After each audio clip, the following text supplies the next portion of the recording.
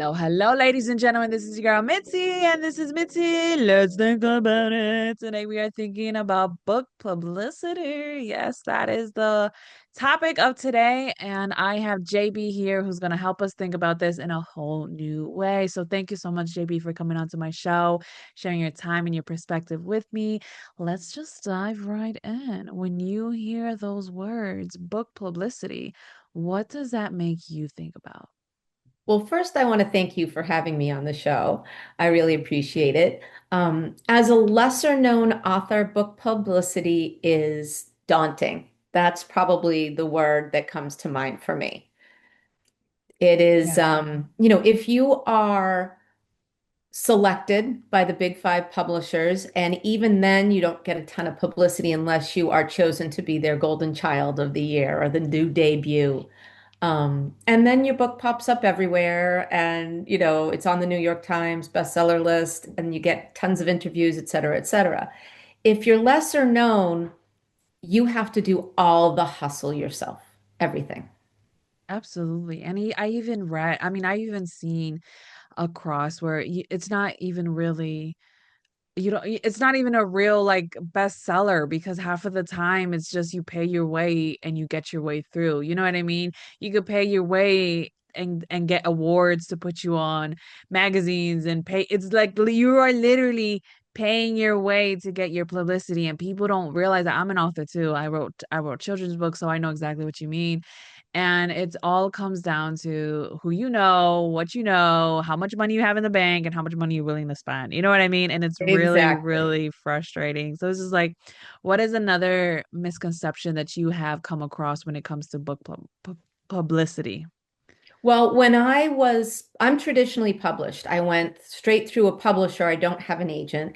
And it's a lesser known publishing house, but they publish over 100 books a year. So they're out there. And I just sort of expected, I mean, I guess I didn't expect the book tour across, the country. That I didn't expect, but I did expect a little bit more than a smaller press is apparently capable of doing. So my book is available wherever books are sold, which is great, except it's not actually in those stores. It's just available. So you would have to know my book, walk up to the desk, ask for it. They'd see that it's not on the shelf, and then they'd ask you if you wanted them to order it. And I don't know about you, Mitzi, but I usually say no to that question because I feel like I can go home and order it on Amazon, right? So why would I wait longer to get it through the lesser known bookstores? Yeah, absolutely. Because it's frustrating. Like I'm the same way with you. Like why would I delegate that task to you and I could do that myself? I could find it on Barnes and Noble's website. I could find it on Amazon's website. I could find it on Goodreads website. I could find it on Walmart's website. If that's the case, then I could just do it myself. So yeah, it is really frustrating because a lot of the times I come across authors who say that even with self-publishing or even traditional publishing, it doesn't matter which avenue you go towards, you will still have to do a lot of the marketing yourself. You know what I mean? And I think that's something that a lot of people who want to write books or who have written it but haven't actually stepped forward into publishing, that's where they halt them because they think it's like, oh, I'm going to get famous. I'm gonna be like the next J.K. Rowling. I'm gonna be the next whatever that other people, those other people's names, you know what I mean? Like they think they're gonna be the next big thing, but it's in reality, it's like you have to write a book not for the goal of being the next superstar author. You know what I mean? That You is have to write absolutely the true. book to actually know that one day someone might read this and have a change of heart, change of perspective, have a relational experience, relatable, you know what I mean? Things like that. So it's like, what made you actually write your books? So my first book is based on a family history mystery. I was sitting with my grandmother in assisted living, and she said to me, there was a man who used to watch me when I was in grammar school. He'd sit on the bench and I would be on the swing, and he'd just watch. And I always wondered if that was my dad. And I startled because I thought I knew who her father was. And she said, no, no, that's my stepfather. My real father disappeared when I was two. So I did some research into him. And he was not that typical, I'm going out for milk and I'm leaving my family kind of guy. He left for more honorable reasons. And so I wanted to tell that story. I did a lot of research on it and I got a lot of answers, but I didn't get all the answers. So what I did is I created sort of a nonfiction, but filling in some of the holes for my dad and for his mother. And then when that was done, I said, okay, now I'm going to turn this into a novel and I'm going to fictionalize a lot of it. So what's unique about my novel is people always write names have been changed to protect. All my names are real. Every name in my book is the real person, but the story is different. The story is fictionalized. So, Way to just switch the turntables right there, because yeah, usually it's the opposite. Oh, we change the names to protect the person, but in reality you were like, no, screw that. We said the names and we yep, protected the story. exactly. And anyone who would have had an issue with it is now past, so I don't really have to worry about it, right? Right, exactly. You're dead, long and gone. What can you do? Haunt me in your graves? You know what I mean? Like, Right, no, right. I think I am good. That is lovely. I think that's a beautiful way to just share somebody's experience, share somebody's story, and then provide an understanding that maybe, you know what I mean, people never even thought about, you know what I mean? People never even considered, because that is the beauty of writing, is that you are the one in control, you are the one in power.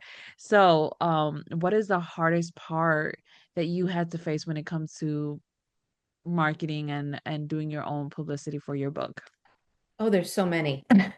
Basically just getting it out and in the hands of readers.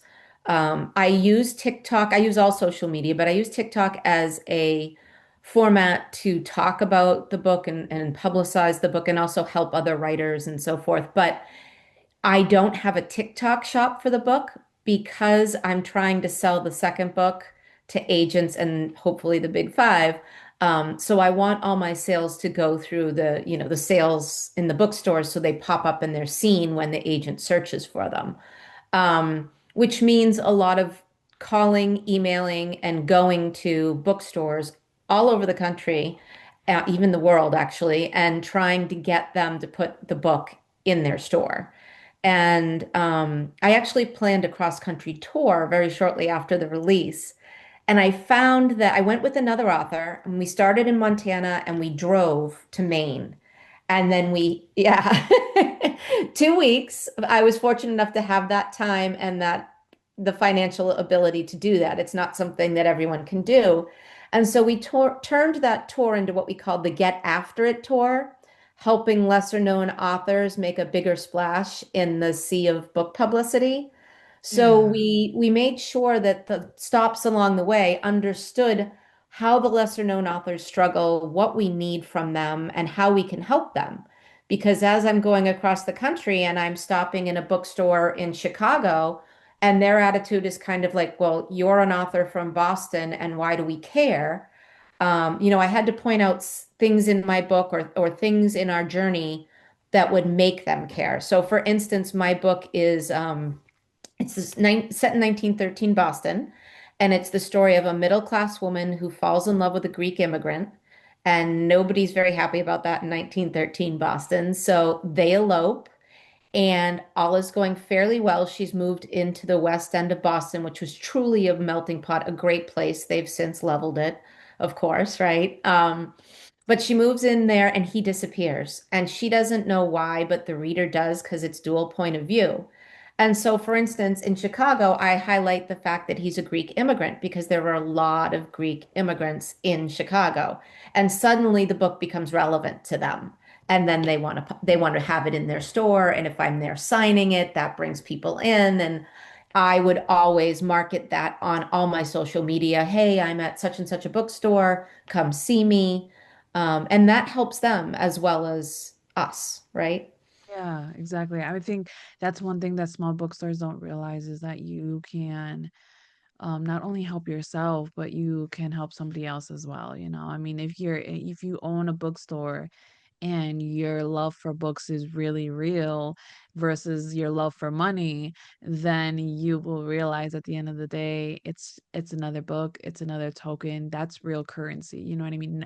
Knowledge is currency, books are currency because you can Yes. read every single book that's out there in this world and have more knowledge than all the Ivy League Oh, individuals. You know what absolutely. I mean? Because or even the same amount of knowledge, because just because you're reading every single book that's out there. So having that availability, knowing that it's there is something that I think most bookstores don't actually understand. You know what I mean? That's another book in their in for them to sell, for them to make that Right. a little extra money, you know what I mean, that you're willing to work with and help out. So like how many books did you have like in your trunk? So, fortunately, because I am traditionally published, even though it's with a small press, I am able to have them buy it through what's called Ingram. That's Okay. the distributor. I did bring books with me because every once in a while you land at a store, you've planned it in advance, and they don't have the books, right?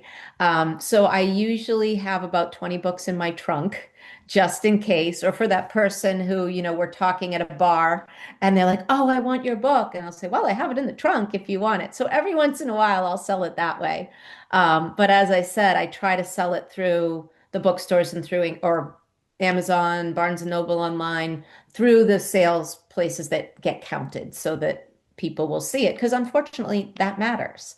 When Yeah. you're trying to sell your second book or get your second book picked up by an agent or a publisher, how your first book did is very important. And it's challenging because as a lesser known author, your book's not going to do as well as, the person that they picked up last year who has their second book out because they've already promoted the first book and now it's the second book. And so we don't, as lesser known authors, necessarily have the cachet that we need to, show up on their radar.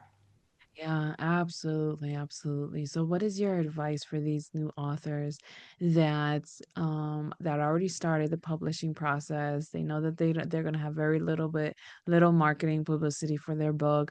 What is the best advice that you could give them? Well, publicity for your book is a full-time job. And that's why I want to go with the big five because I've been doing publicity since my first book came out, and it's really slowing my writing. So the first thing they need to know is it is a full-time job. So now you're going to be working probably two full-time jobs because most writers can't support themselves, plus trying to write. That said, there are some things that I've found when I'm talking to lesser known authors that they don't know that can really help them. First of all, I would say email any bookstore that is not local. If you want anyone in a town that you can't drive to, email them. Second of all bookstores love to promote books that are just coming out. So make sure you've contacted them before the book is going to be published, and then you can set up a signing. And signings, I find in my experience, have been better than readings because people just walk in a door, you say hello, how are you? How's your day? You get chatting, and suddenly there's a rapport and they want to read your book. Whereas sometimes with readings, the people who are coming already have the book, or they're just coming out for some entertainment. And don't get me wrong, you make sales at readings, but I just find that I do better at signings. And the other thing is you have to be willing to pound the pavement. Go out to your local bookstores. And I don't mean just the one that's 15 minutes away. I mean the one that's 2 hours away. Call them, see if they'll do a signing with you. Make sure you have your books ready. A lot of bookstores will do consignment with self-published authors, and you can make some good money that way because they're giving you a significantly larger percentage than I get when my publisher finally gives me the percentage of the sale of my book. I think I make $1.47 per book. Whereas if I'm selling it on concession, I'll make about half of what the cover cost is. Um, and the third thing is network, network, network. Trade reviews with other authors. Be willing to, promote other authors so that they'll help promote you when the time comes. And make sure you have a good product. Lots of editing, lots of revision. Make sure it's good before you put it out there. Yeah, I think that's a valid point. You have to really make sure it's good because if you publish a book with really bad grammatical errors where the readers can't bypass all of those grammatical errors, they will bash you and they will not read anything follow up. Even if you have gotten better through each book and you finally got an editor and you finally did the right revisions, if that first book has given you a bad name, it will scar you for the rest of your life. That is most definitely something that I heard along the way. So I'm literally in my third revision and my third draft before I officially start my publishing process when it comes to my novel because I'm a children's author. But I know I have my novel that's I've been working on and I've been working on diligently because you're right. You have to cut things, you have to add things, you have to maneuver it, and you have to give yourself time. You know what I mean? Give yourself that grace, realizing that you have to look at it in different angles because everybody has a different perspective. So you may know the book in and out because you're the writer and you see it and you can visualize it. But if that person who's reading it and picks it up does not see what you're trying to convey, it's a lost cause. You have just lost one person that could be millions of people. You know what I mean? So it is truly interesting how people don't realize like it is a tough game to be in, but it is worth it at the end because when you have a very elegantly written book and it's published out into the world, you'll have this pride knowing that this is Mhm. out there, this is a part of me, this is a part of my family, this is even if I would die tomorrow, I know that this will be my legacy, this will be out there and I will continue on living. I feel like it's an immortalization for us authors because we can die tomorrow and then 30, 40, 50 years from now, it could possibly be the biggest hit. You know what I mean? We don't know. Right. But at the same time, it's like we are leaving a legacy that one day somebody can truly know that okay, I am not alone in this world. So yeah, I Absolutely. think I think everybody has a story that they can tell inside. And I'm glad that you wrote your story. I'm glad that you wrote your grandmother's story because, yes, you have something that's truly wonderful. And it sucks to know that time is catching up to us. So, what can be some lasting words that you can leave us off with to keep on thinking? Well, with publicity, I think it really has to be, you have to love your book. And you know what? I think a friend told me this, and it changed my life. You can't be afraid to hear no. Mhm. I love that. And one thing that I'm working on is realizing that no can be a gift. You know what I mean? That is Yeah. one thing that I'm learning and I'm trying to teach my boys, but they're so young that they don't know any better. They're like, "No, I don't like no. I don't want no." You know what I mean? And as we grow up, we realize no can be sometimes a burden, but when you allow time to change your perspective, you realize a no can be a gift because maybe they weren't the right publicity, publication company. You know what I mean? Maybe they actually were a scam, and you just saved yourself by them saying no to you. You know what I mean? Like I've Yes. heard so Yeah. many crazy stories about people getting scammed thousands of dollars because Yeah. depending on the agency that you go to and depending on the self-publishing route that you go through, you can pay a pretty penny for it and then not even an increment of the amount that you invested in. So Yeah. truly, I say pay attention, do your work. And I love that. Yeah. Take no as a gift because you never know where that yes will lead you by all the doors that you're knocking on. So, yes. Oh, this has been such a great conversation. Thank you so much, JB. And ladies and gentlemen, if you enjoyed this conversation as well, because how could you not? Please go check her out. I have her website Can I available do in this? Yep, exactly. See her lovely book. Her website has access to her book. You can find it there. You can go on Amazon. You can go everywhere just so that you can continue on thinking, ladies and gentlemen. With that being said, bye.